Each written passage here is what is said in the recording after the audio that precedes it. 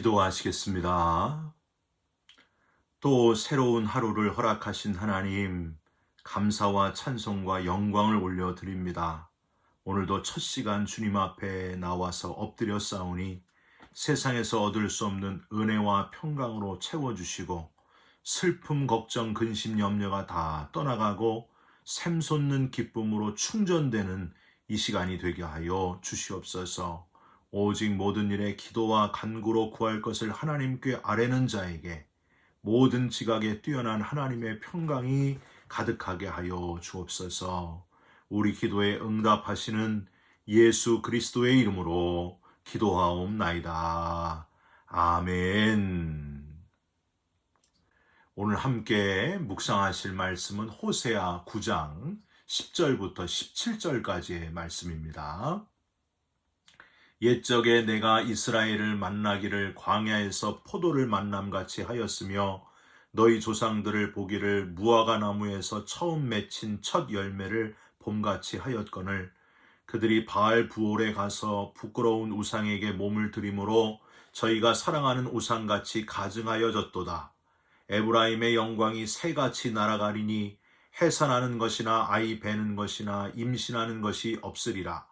혹 그들이 자식을 기를지라도 내가 그 자식을 없이 하여 한 사람도 남기지 아니할 것이라. 내가 그들을 떠나는 때에는 그들에게 화가 미치리로다. 내가 보건대 에브라임은 아름다운 곳에 심긴 두로와 같으나 그 자식들을 살인하는 자에게로 끌어내리로다. 여호와여 그들에게 주소서. 무엇을 주시려 하나이까? 아이 베지 못하는 태와 젖없는 유방을 주시옵소서. 그들의 모든 악이 길갈에 있으므로 내가 거기에서 그들을 미워하였노라. 그들의 행위가 악함으로 내 집에서 그들을 쫓아내고 다시는 사랑하지 아니하리라. 그들의 지도자들은 다 반역한 자니라. 에브라임은 매를 맞아 그 뿌리가 말라 열매를 맺지 못하나니 비록 아이를 낳을지라도 내가 그 사랑하는 태의 열매를 죽이리라. 그들이 듣지 아니하므로 내 하나님이 그들을 버리시리니 그들이 여러 나라 가운데에 떠도는 자가 되리라. 아멘. 오늘은 호세아 9장 10절부터 17절까지의 말씀으로 바알 부올을 기억하느냐, 바알 부올을 기억하느냐라는 제목의 말씀을 함께 나누고 기도하는 시간을 갖겠습니다. 여러분, 어제는요, 기브아의 시대 이야기를 시작으로 말씀을 나누었습니다. 즉, 레위인이 첩을 두었고 첩이 바람이 났고 첩을 되찾아오다가 기브아의 동성애가 횡행한 불량배들에게 어쩔 수 없이 첩을 내어주었고 아침에 첩이 죽어서 그 시신을 12토막을 내서 12지파에게 보낸 이야기, 참 참혹한 얘기죠. 그래서 모든 지파가 와서 기브아가 속한 저항하는 베냐민 지파를 600명만 남기고 다 처단한 이야기. 와, 성경에 이런 이야기가 다 있었구나 하고 알 수 있었습니다. 오늘도 성경에서 또 이런 일도 있었구나 깨닫게 되는 바알 부올 이야기로 오늘 말씀을 출발하고자 합니다. 여러분, 바알 부올 들어보셨어요? 이 바알 부올은요, 부올에서 섬기는 바알이란 뜻인데 민수기 25장에 바로 이 바알 부올 사건이 등장합니다. 이스라엘 백성이 모압 평지 시딤에서 머물 때에 어리석게도 발람 선지자의 계략이 이루어지고 마는데, 즉 이스라엘 백성들이 모압 여인들의 유혹에 빠져가지고 그들과 음행을 하게 됩니다. 그런데 이 음행 사건은요, 단순히 성적으로 이방 여인과 관계를 맺은 게 아니라 유혹했던 그 모압 여인들이 바로 바알 부올의 여신도들이었습니다. 바알 숭배 때는 반드시 이 음행이 수반되었는데요. 농업이 생업의 근간이던 시대의 풍요와 다산을 비는 바알 제사의 쟁점이 바로 바알 신과의 합의를 의미하는 히에로스 가모스라고 하는 거룩한 결혼이었습니다. 즉 이스라엘 백성들이 모압 여인들과 음행하는 것은 곧 바알 제단에서 바알을 섬기는 의식에 참여하는 것을 의미했다는 거예요. 결국 이스라엘 백성들 가운데 퍼진 이런 우상 숭배와 음행의 죄악으로 하나님은 진노하시게 되고 이스라엘 백성의 지도자들을 목매어 달라 명하시면서 전염병을 보내셔가지고 이스라엘 백성들 무려 2만 4천 명의 목숨을 잃어버리게 됩니다. 지도자들을 목매어 달라는 명령 때문에 지도자들이 막 전전긍긍하고 있을 때에 순전한 마음으로 꽉 찬 거룩한 마음으로 가득한 비느하스가 그들 앞에서 버젓이 음행한 일을 행하는 시므온 지파에 속한 시므리와 미디안 여인 고스비를 창으로 꿰뚫어 죽임으로 하나님의 진노가 겨우 그치게 되었던 사건, 그게 바로 바알 부올의 사건이었습니다. 하나님은 오늘 본문에서 이 호세아 선지자의 입을 통해서 바로 이 바알 부올 사건, 음행의 사건을 예로 드시면서 어제에 이어 오늘도 또 한 번 우상 숭배의 결과를 아주 엄중하게 말씀하시고 있습니다. 여러분 10절 한번 중간에 보시기 바랍니다. 중간. 그들이 바알 부올에 가서 부끄러운 우상에게 몸을 들이므로 저희가 사랑하는 우상같이 가증하여졌도다. 신기한 거는요, 마치 어제 본문, 즉 호세아 9장 앞부분에 이미 말씀하신 우상 숭배의 그 엄한 결과를 후반부에 아주 비슷하게 또다시 반복하시면서 또 말씀하신다는 거예요. 어제 두 가지 결과, 무서운 결과를 말씀드렸는데 여러분 뭐였습니까? 첫 번째는 궁핍하게 될 것이다. 그래가지고 어제 2절에 보면 타작마당이나 술틀이 그들을 기르지 못할 것이고 포도주도 떨어질 것이라, 먹을 게 없을 것이다. 그렇게 무서운 심판을 얘기하셨고요. 오늘 후반부에 아주 비슷한 표현이 똑같이 나와요. 16절. 에브라임은 매를 맞아 그 뿌리가 말라 열매를 맺지 못하나니 비록 아이를 낳을지라도 내가 그 사랑하는 태의 열매를 죽이리라. 어제는 그냥 먹을 것, 열매가 없을 것이고 떨어질 것이다. 그렇게 하셨는데 오늘은 반복하면서 매를 맞으리라. 심지어 나무 열매가 아니라 나무 열매도 없을 뿐더러 사람의 열매도 없으리라. 즉 자손을 낳아도 죽게 될 것이다. 태의 열매를 다 죽이리라. 아주 대가 끊기리라. 이렇게 무서운 말씀을 하고 있습니다. 우리 대한민국이 지금 자녀를 안 낳는 나라가 되고 있잖아요. 근데 이제 그게 아니고 자녀를 못 낳게 하나님이 자녀를 다 끊어버린다는 거예요. 대를 끊게 하신다는 거예요. 다음 세대가 없는 것, 그 민족 자체에 미래가 없는 것을 의미하지 않습니까? 하나님이 애굽의 10가지 재앙 중에 마지막 10번째 재앙 뭐였습니까? 장자가 죽는 재앙을 내리신다는 것, 애굽의 대를 끊으신다는 거예요. 가축의 처음 것도 죽이셨잖아요. 그러니까 완전히 그 미래가 없게 하리라. 애굽을 완전히 씨를 말리리라. 그렇게 말씀하시는, 민족을 말살하시겠다는 애굽에 대한 무서운 심판의 말씀이셨고 그대로 행하셨다고 하는 겁니다. 이 태의 열매를 죽이리라 하신 표현이 바로 어제 본문과는 다른 추가된 우상 숭배의 결과라고 할 수 있습니다. 14절을 한번 보세요. 여호와여 그들에게 주소서 무엇을 주시려 하나이까?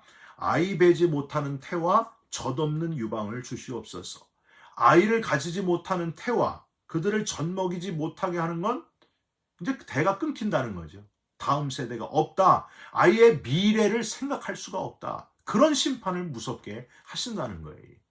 우리는요, 우상 숭배하는 자들에게는 미래가 없다고 하시는 하나님의 말씀이 그냥 하시는 말씀이 아니라는 것을 여기서 깨달을 수 있어야 됩니다. 하나님이 아닌 다른 것들을 주인 삼아 사는 자들은 미래가 없다는, 끝나는 삶이라는 거예요. 죽음 이후의 삶이 존재하지 않는다는 거예요. 부활의 나라의 소망이 없다 하는 사실을 우리는 기억해야 됩니다. 돈도 그렇고 명예도 그렇고 권력도 똑같습니다. 야고보서 4장 14절에 내일 일을 너희가 알지 못하는도다. 너희 생명이 무엇이냐? 너희는 잠깐 보이다가 없어지는 안개니라 하셨습니다. 눈에 보이는 뭔가 돈, 권력, 힘 이런 거 의지하고 살다가 그냥 끝난다는 거예요. 안개같이 끝난다는 거예요. 여러분 그런 삶을 살고 싶습니까? 우리의 인생이 계속되는 것이 아니라 잠깐 있다가 없어지는 안개 같은 육체의 인생은 그렇게 끝난다는 것을 늘 인식하고 있어야 된다는 거예요. 우리는 어떻게 해야 되느냐? 전도서 3장 11절 하나님이 모든 것을 지으시되 때를 따라 아름답게 하셨고 또 사람에게 영원을 사모하는 마음을 주셨느니라. 우리 사람을 그냥 육체로 끝나는 것이 아니라 영원한 하나님 나라를 사모하는 마음을 주셨고 영원한 나라를 준비하고 계신다는 거예요. 여러분, 우리가 뭘 바라야 되겠어요? 뭘 소망해야 되겠어요? 영원한 하나님 나라를 소망하면서 살아가는 지혜로운 그리스도인, 부활의 소망을 가진 그리스도인들이 다 되시기를 주님의 이름으로 부탁드립니다. 고린도전서 9장 25절에 이기기를 다투는 자마다 모든 일에 절제하나니 그들은 썩을 승리자의 관을 얻고자 하되 우리는 썩지 아니할 것을 얻고자 하노라. 여러분, 썩지 아니할 것을 바라보시면서 이 땅에서는 아무리 잘해도 그냥 썩을 면류관, 안개와 같은 그냥 잠깐 반짝하고 없어지는 거라는 거예요. 그런 거 헛된 거 붙들지 말고 영원한 하나님 나라의 썩지 아니할 면류관을 바라보시면서 준비하면서 살아가는 지혜로운 저와 여러분이 되시기를 주님의 이름으로 부탁드립니다.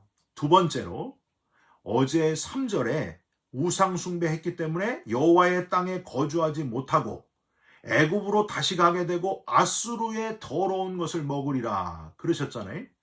오늘 17절을 한번 보세요. 그들이 듣지 아니하므로 내 하나님이 그들을 버리시리니 그들이 여러 나라 가운데에 떠도는 자가 되리라.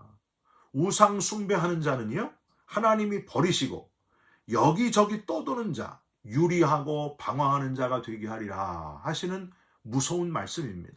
여러분, 창세기 4장에 보면은요, 아벨을 죽인 형 가인에게 하나님이 주시는 엄중한 벌이 뭐였습니까? 땅으로부터 저주를 받아 가인이 어디로 가든지 밭을 갈아도 땅이 다시는 그 효력을 주지 아니하고 또 땅에서 피하며 유리하는 자가 된다. 그렇게 무섭게 말씀하셨습니다. 이스라엘 백성들을 40년 광야 생활하게 하신 하나님의 뜻을 여러분 한번 생각해 보시기 바랍니다. 왜 광야 생활하게 하셨을까요? 그것도 40년이나? 하나님을 떠나 우상 숭배하면 가나안 땅에 들어가지 못하고 40년이 아니라 400년이 아니라 4000년 동안 계속 유리하고 떠도는 자가 될 수밖에 없다는 거예요. 그러나 우상 숭배를 버리고 다시 하나님께 집중하게 되면 약속의 땅 가나안 땅이 기다리고 있다는 거예요. 할렐루야. 여러분, 불뱀에 물려 죽어가는 광야의 백성들에게 하나님이 뭐라 그러셨어요? 장대 위에 뱀을 만들고 쳐다보라.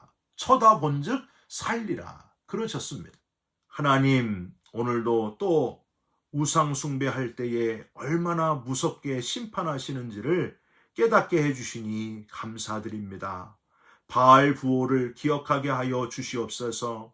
별것 아닌 것 같아도 하나님 아닌 것들은 모두 다 우상이 될 수 있음을 예민하게 깨닫는 자가 되게 하여 주옵소서. 미래가 없는 길을 선택하는 어리석은 자가 아니라 더 이상 유리하는 자가 아니라 예수 그리스도를 붙들므로 우리에게 영생을 주시는 부활의 나라를 들어가게 하시는 하나님께 감사하면서 살아가는 오직 예수, 구원의 예수를 놓치지 않는 우리 모두가 되게 하여 주시옵소서. 예수 그리스도의 이름으로 감사하며 기도하옵나이다. 아멘. 하늘에 계신 우리 아버지여, 이름이 거룩히 여김을 받으시오며 나라가 임하옵시며 뜻이 하늘에서 이룬 것 같이 땅에서도 이루어지이다. 오늘 우리에게 일용할 양식을 주옵시고 우리가 우리에게 죄진 자를 사하여 준 것 같이 우리 죄를 사하여 주옵시고 우리를 시험에 들게 하지 마옵시고 다만 악에서 구하옵소서. 나라와 권세와 영광이 아버지께 영원히 있사옵나이다. 아멘. 사랑하는 성도 여러분, 우상 숭배를 철저히 버리시기를 부탁드립니다. 미래를 바라보시고 준비하는 저와 여러분들 되시기를 바랍니다. 여러분 사랑합니다. 축복합니다. 감사합니다.